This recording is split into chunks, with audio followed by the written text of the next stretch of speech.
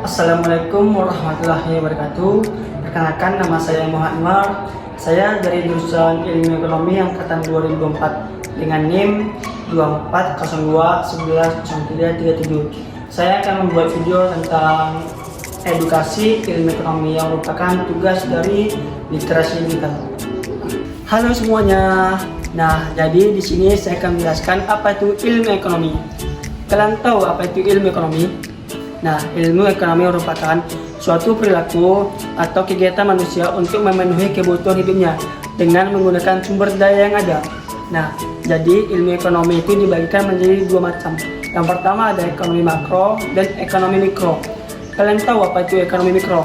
Nah, jadi ekonomi mikro merupakan suatu cabang hal yang mempelajari ekonomi secara kecil-kecilan.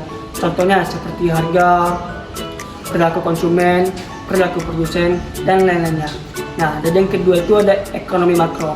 Ekonomi makro merupakan suatu cabang ilmu ekonomi yang mempelajari keseluruhannya, seperti inflasi, bagaimana cara mengatasi pengangguran, bagaimana cara mengurangi tingkat kemiskinan, dan lainnya.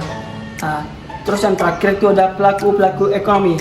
Pelaku-pelaku ekonomi ini terdiri dari rumah tangga konsumen, rumah tangga produsen, pemerintah, dan juga perusahaan. Nah, kalian harus pahami lagi beberapa macam ilmu ekonomi, yaitu tentang defisit dan surplus. Kalian tahu apa itu defisit? Nah, jadi defisit itu merupakan kondisi ketika pengeluaran atau kewajiban melebihi penerimaan atau pendapatan. Contohnya seperti ini. Misalnya kalian membuat suatu acara atau kegiatan dengan anggaran sebanyak 100 miliar.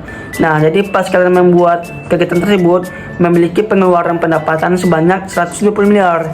Nah, jadi kalian memiliki defisit atau kerugian sebanyak 20 miliar. Nah, yang kedua itu ada surplus. Kalian tahu apa itu surplus? Nah, jadi di sini disebutkan surplus itu merupakan istilah yang menggambarkan jumlah aset atau sumber daya yang melebihi jumlah yang digunakan atau dibutuhkan. Contohnya seperti ini. Dalam pemerintahan, surplus menggambarkan pendapatan negara lebih besar dibandingkan kebutuhan untuk pegawai negara tersebut. Kalau di dalam rumah tangga, surplus disebutkan ketika pendapatan gaji lebih besar dibandingkan pengeluaran rumah tangga. Nah, dalam persediaan barang, surplus menggambarkan produk yang masih tersimpan di toko karena tidak dibeli konsumen. Nah, itu saja yang dapat saya pahami tentang ilmu ekonomi, yang itu tentang defisit dan surplus. Sekian video dapat saya sampaikan, edukasi tentang ekonomi. Semoga videonya bermanfaat bagi saya sendiri dan juga semua orang. Hanya ini dapat saya sampaikan, kurang lebihnya saya mohon maaf. Terima kasih.